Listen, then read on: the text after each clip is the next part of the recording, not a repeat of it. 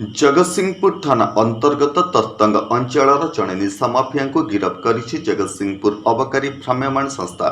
जांच पर पाखରୁ 28 gram heroin एवं एंड्रॉइड फोन जबत कर सूचनायोग्य तरतंग ग्रामर स्मृति रंजन जेना दीर्घ दिन धरी आखपाख अंचल हेरोइन बेपार करुथिला बेले तांकु धरिया पई अबकारी विभाग बहुबार जाल बिछाइथिला। सबुथर भली अबकारी विभाग को चकमा दे खसी जाउथिला बेले अबकारी विभाग काबू कर गुइंदा खबर को भित्ति कर स्मृति रंजन संपर्क में तथ्य बाहर करते इन्स्पेक्टर प्रभास कुमार चौधरी।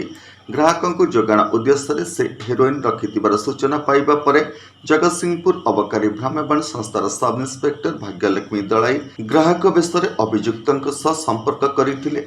जगतसिंहपुर अबकारी भ्राम्यमाण संस्थार कर्मचारी एवं डील बेले अभियुक्तों को तरतंग ग्राम में माड़ी बसिथिले। नमस्कार, मु लिपिका आपण मानक स्वागत करुछि नुआ रूपरे होली टीवी ओडिया। होली टीवी ओडिया सहित जोड़िया पई आपण माने लाइक करंतु, सब्सक्राइब करंतु, शेयर करंतु। गिरफ अभियुक्त जनक हेले तरतंग ग्रामर सुकांत प्रसाद जेना पुआ स्मृति रंजन जेना। जबत हेरोइन आनुमानिक कला बजारी मूल्य प्राय 2,80,000 टंका हेबो बोली सूचना मिली।